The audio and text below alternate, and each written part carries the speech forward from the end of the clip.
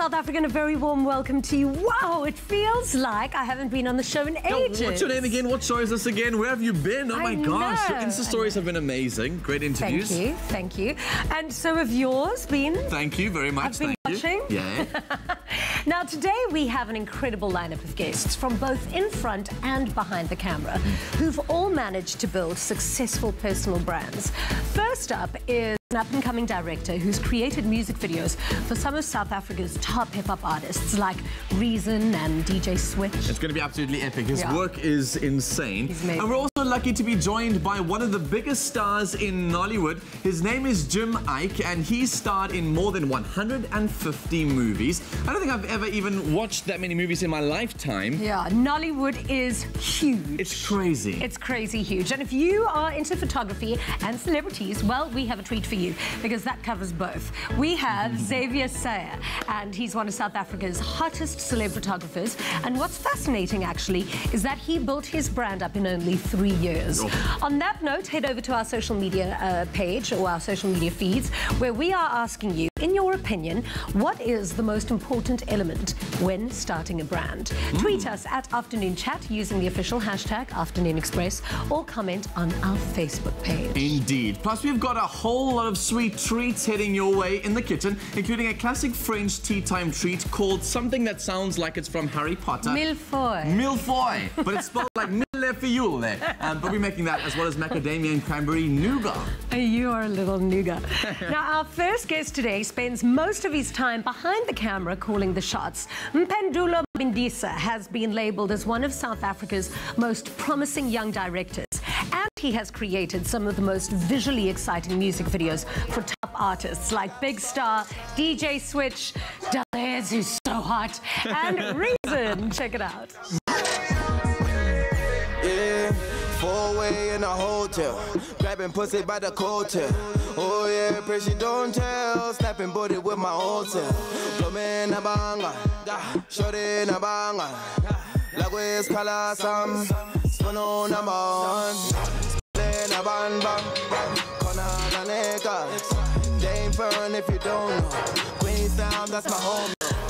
Man, the guy with the hottest music videos out at the moment. Welcome to the loft, dude. Hey guys, thank you so much. I couldn't think of a better career to have or a better job than making music videos.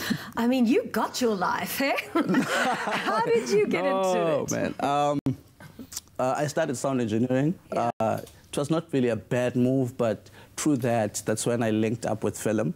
Then I just started shooting bit of stuff, but I think the journey got more exciting when I went to Media Film Service. That's when I just volunteered for like over a year, and then from there, that's when I started shooting a lot of stuff. I decided to go to school, and then now we're here. And I met a lot of youngsters who fall into the stuff like you do and find themselves so passionate about creating videos. And you know, you get the certain ones who like, I want to only produce documentary films. You get the other ones who want to produce sort of big Hollywood films, and you get others who love producing commercials and their music videos. So did you have a thought process of like, oh, I wanted to do music videos specifically, or was it just something that happened? You wanted to live the hip-hop. I think because I was surrounded by artists, even today, and my friends, like on my WhatsApp, the top chats, like are artists. So I just started with what was close to me.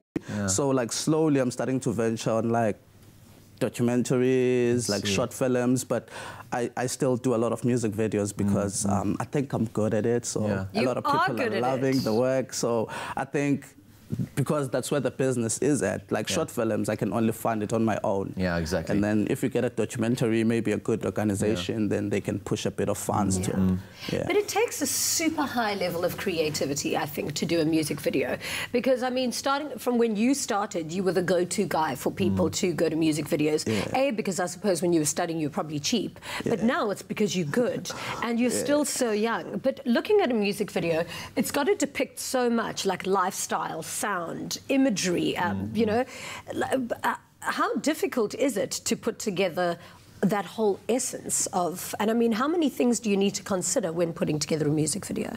I think the most important thing, like, obviously the artist will come with their own vision, but I mean, fusing a lot of different elements, because that's what also excited me in the first place, where you have like a lot of clips and then you just like put them together and they make this one beautiful body of work. So I think obviously I love to be artistic more than anything. I just love to go to dead spaces and just bring life into that whole environment. That's just what I like. But obviously when you work with like mainly like mainstream artists, they just want, you know, like they don't want to be too deep or too dark. So I think more than anything, deep and dark.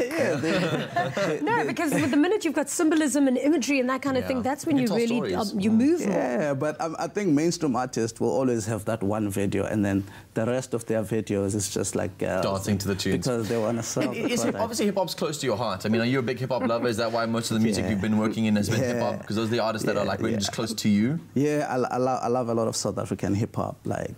That's just... Okay, who's your favourite to work with? I mean, Delea's big star. They are so cool.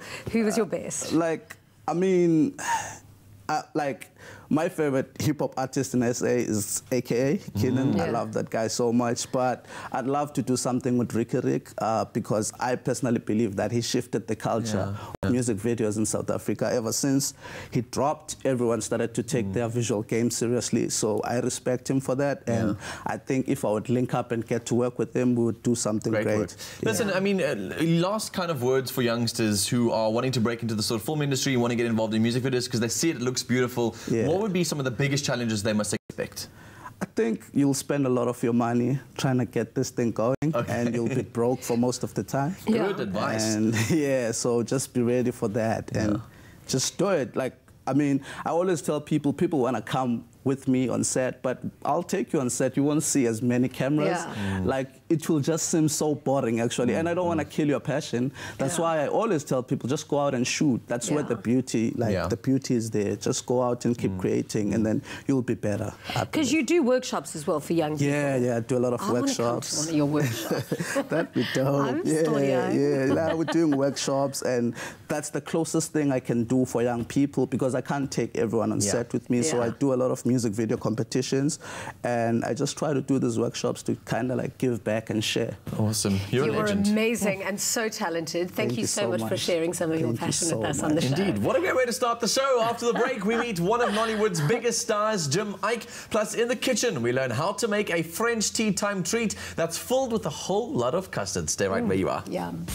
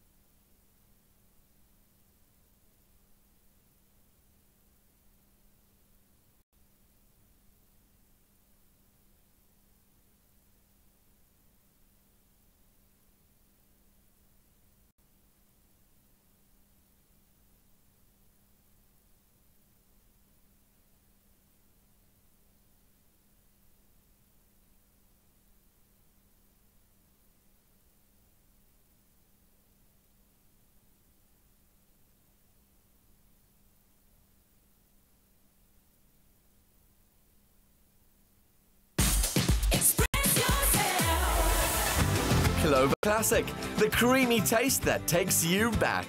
Made with love by Clover. Made with love by Clover. Welcome back to Afternoon Express this glorious Thursday afternoon. Now today, Akona will be making one of her favorite Clover classic desserts, and we want you to do the same. Afternoon Express and Clover want to give you at home the opportunity to win. All you have to do is go to our Facebook page and comment on the Clover Classic post with a picture of you and your classic custard dessert. Not only will we prepare your recipe in studio, but you will also walk away with a 1,000 Rand Clover hamper. Now, to get some inspiration and today's recipe, SMS the keyword Clover to 33650.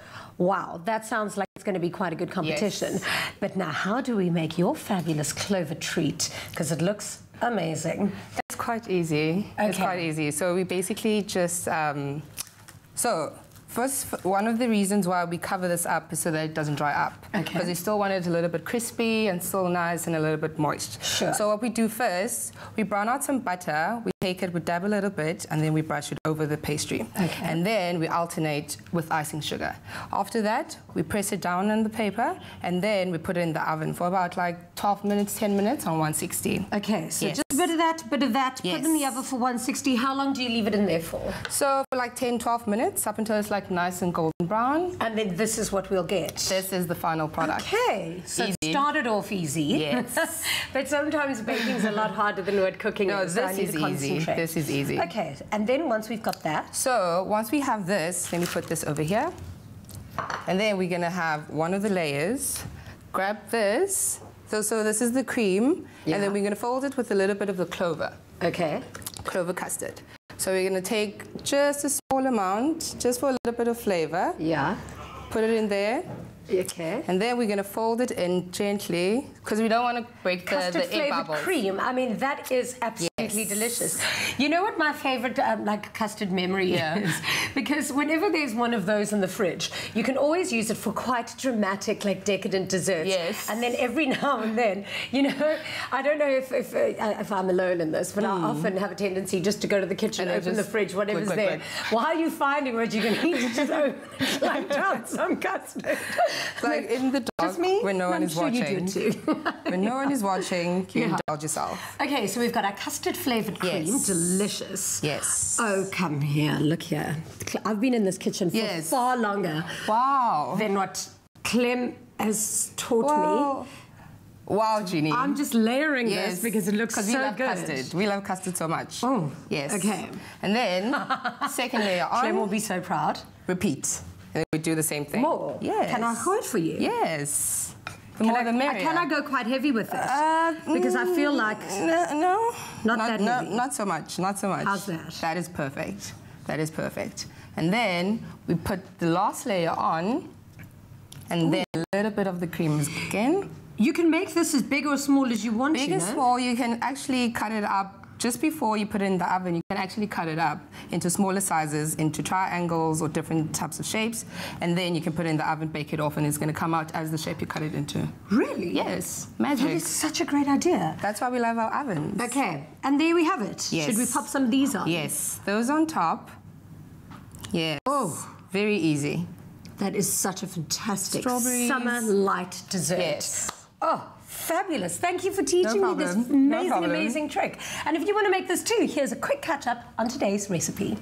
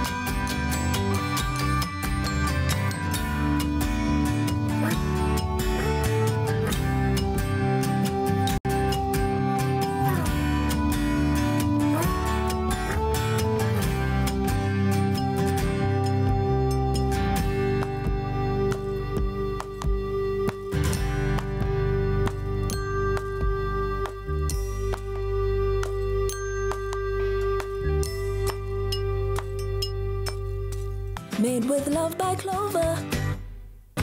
Clover Classic, the creamy taste that takes you back. Made with love by Clover. Made with love by Clover.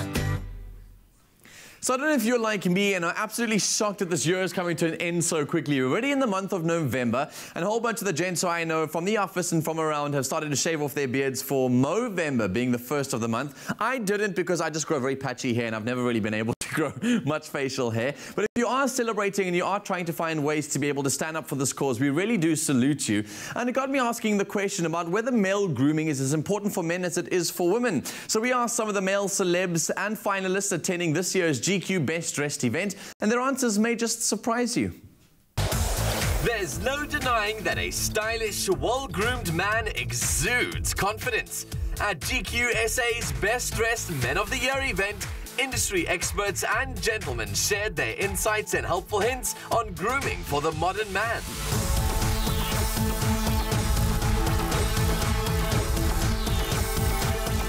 The one feature that women respond to the most in terms of grooming, I think, would be the beard. Beard's very important. Keep it neat, keep it looking healthy. I think it's a bit of a cheat code. I clean shave. I do shave every morning. Keeps me smooth. Not going to irritate anyone. And I think that's what's most appealing. Now that I've actually grown a little beard, so they're liking it, the way I'm styling it, the way I'm shaping it, I think women are loving it now. And I'll keep it for a little bit longer. I think it's as important for men to be as well groomed as women. It's an equal society that we're living in, and we've got to make just as much effort, if not more, than women. You know what? Men love details. So we love being able to show off that this jacket has a really cool lining, or this car has a really cool technological feature that's hidden, that no one can see. Grooming is the same way. It's about fixing up those details so that the whole picture is fantastic. If you take care of your eyebrows, if you shave correctly, take care of your skin, fix up that hairline, the whole look is elevated exponentially. And that's something that no man can afford to ignore, especially in 2017. There's certain things that just show that you care about yourself. It also boosts your confidence. Your demeanor is a little bit more. When you come out, you focus on the little details. I'm not saying go overboard, but it's not wrong doing your nails. I do my nails now. My girl's got a salon, so I go there and I do my nails. But there's nothing wrong with just giving a little bit of an effort in your look. I think it just makes me feel confident about myself going forward, whether I have client meetings, whether I'm seeing just even people at work, but just making sure you look neat just gives you that certain air of confidence so you can tackle the day. When you feel good, you do good. I'm not trying to promote any ad here, but when you feel good, you do good. And I think also when I talk about style and substance, it's not only about looking good, it's about being good. Don't look smart, be smart. And if you feel it, you can actually achieve it and do it better, you know. My daily grooming regimen involves, I like to take my time really. I don't like rushing in the morning. So I got a nice long shower, although in Cape Town, you have to be careful about the water restrictions. So I do it quicker now. But a very easy, gentle wash. So every other day an exfoliation with something like a Remington cleansing brush. Fantastic for that. A toner and then a light moisturizer. I'm good to go. My daily grooming routine is pretty simple. Just use a very good face wash in the shower.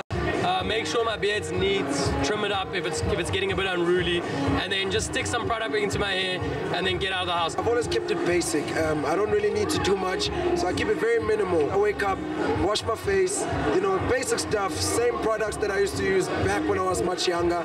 I don't want to complicate it with my skin. Clicks. Feel good, pay less.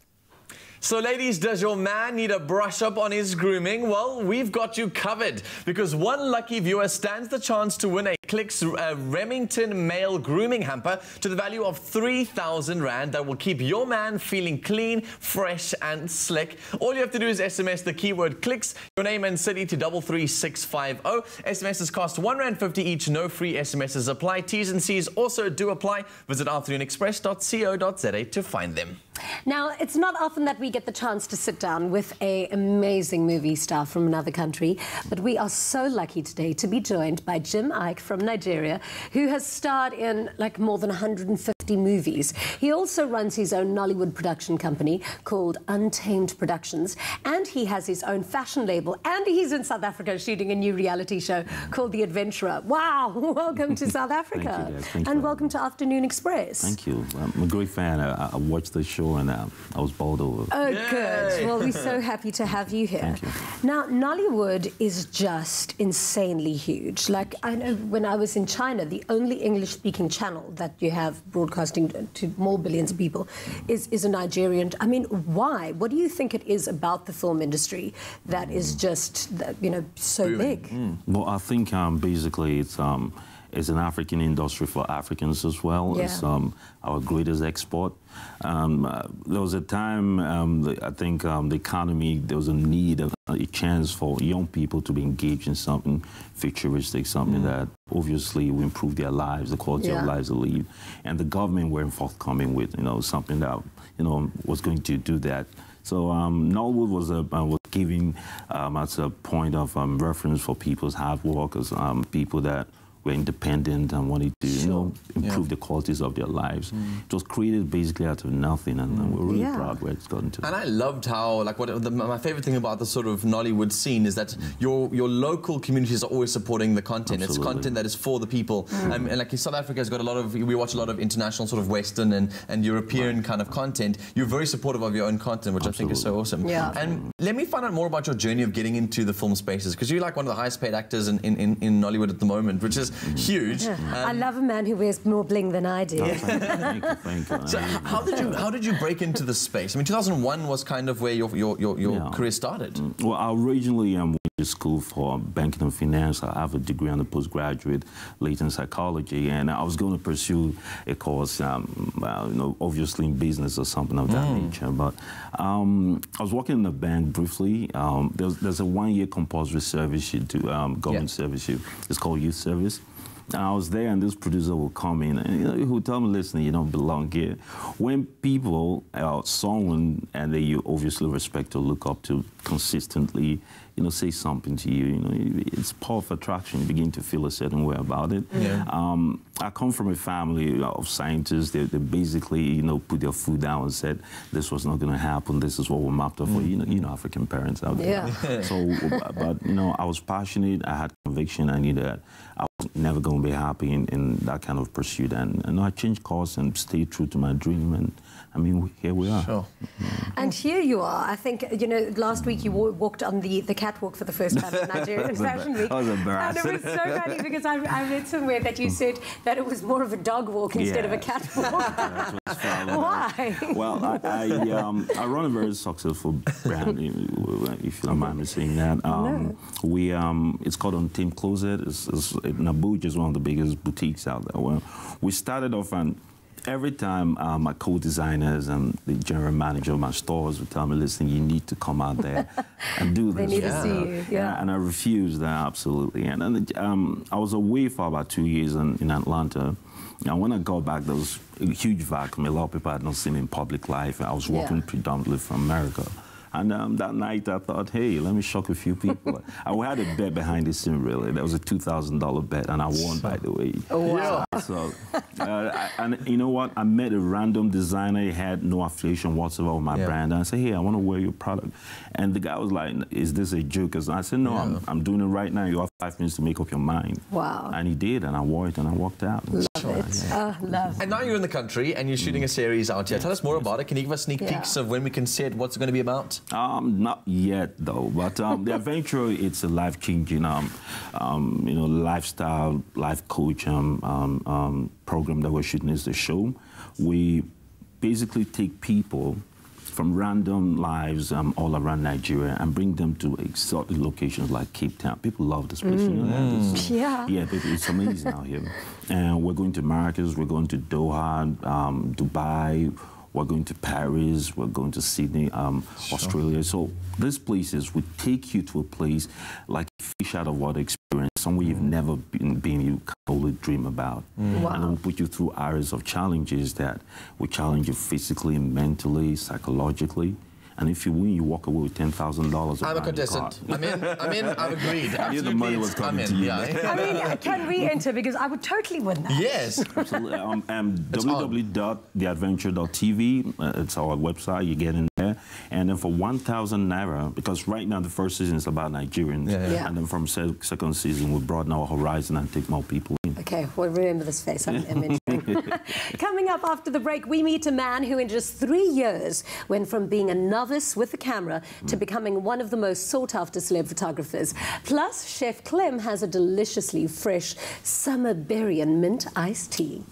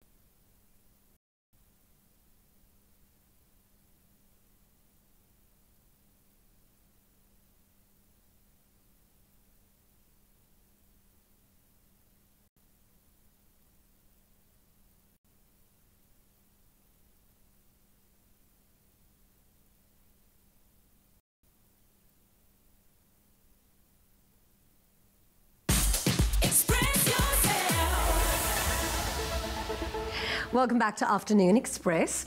Now, we are all inspired when seeing a beautiful portrait of a celebrity, and we focus our praise mostly on what lies within the frame, but we overlook the work that goes into it.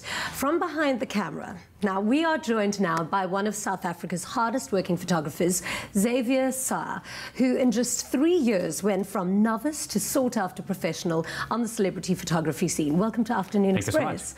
You've taken the most beautiful photographs from your travels to amazing celebrities. I mean, you did Black Coffee's wedding, but you were also the photographer who took the last pictures of our dear beloved Simba. Yes. How did you get into celebrity photography in South Africa? Before I was doing photography, I was a recording artist. So I guess through that medium, you get to meet a lot of people in the music industry and they become friends. So when I turned to photography, it was easy to approach people that I knew, and they were really well-known names, and they kind of people like that opened doors for me. So it was, I guess, has a little bit of good luck as well in that. Exactly. Now, I couldn't believe when I was reading up on you, I couldn't believe just how much that you've accomplished. I mean, from firstly incredible photographs and amazing travel, you really are such a fantastic photographer and also musician. I mean, you've written music, performed music. Is it true that you've even been nominated for 2 SAMA Awards? Yes. back in 2009, I painted 2 albums for 2 different artists. Yeah. And both the albums were nominated for the Best Pop Album of the Year. Yeah. But what is your journey? You're originally Peruvian. Yeah. How did you end up in South Africa as one of our most celebrated, I suppose, photographers and now musicians? Well, we left the country in the late 80s because our economy wasn't doing very well. So we're looking for a kind of better life somewhere else. And we had family in South Africa. So we ended up, it was to South Africa, and we end up in here, and it was a great decision. We love this country, and we've been here for like 25 years. So I've always kind of just followed my heart, and I follow my intuition and my passion, and what it is that kind of just makes me thrive and feel alive at that moment in my life. So for 15 years, music was my life, music was my passion. Once I felt that like I had done that journey, I wrote a book, and it took me 2 years of my life to that and get published. And after that, I just thought, you know, photography is what makes me come alive and what makes me happiest. So I'm following this journey at the moment. So Bleeding Heart is the name of your book. Tell us how that came about and what it's about. It came to me in a dream, actually. I remember just hearing a voice telling me to write what it's going to tell me. And my right brain said, like, don't follow this. This is you're crazy. And my other brain said, just go with the flow. And I remember just writing for hours and hours and hours. Once I kind of came out of this trance, I had this beautiful story. And I decided to, at that time, to doing in my life and go back to my country, Peru, where the story is set in the 1850s, and to follow the trail of what I had received. And everything that happened in the book happened kind of historically at that time. And through research and through own experience, the whole book came together. It took about 6 years to write and about 1.5 years to rewrite, because I'm not originally English speaking. And it was the most unbelievable journey of my life. So you wrote it in English? I wrote it in English, yeah. I mean, that must have been so challenging. Well, it's I've been here for a while, but still I still think in Spanish, and I kind of sometimes translate into English. So it was a bit of a challenge, but I found the right editor, and I put a lot of time and effort into the novel, and I got signing on eventually. So. Wow. Can we get it in South Africa yet? Yes, we can. Yeah, okay, definitely. amazing. I want to read it. I'm going to check it out. But now I read about you that wherever you go, you just want to spread happiness. And I think you do this in more than one way. Sharing your beautiful photographs is one way of spreading happiness. But also you're linked to an amazing charity called Bread Drive. Is this? For many, many years, I've always wanted to... I've got just a soft spot for the homeless and for refugees. And for about 20 years, every Wednesday I will go and just out of my money, I will buy bread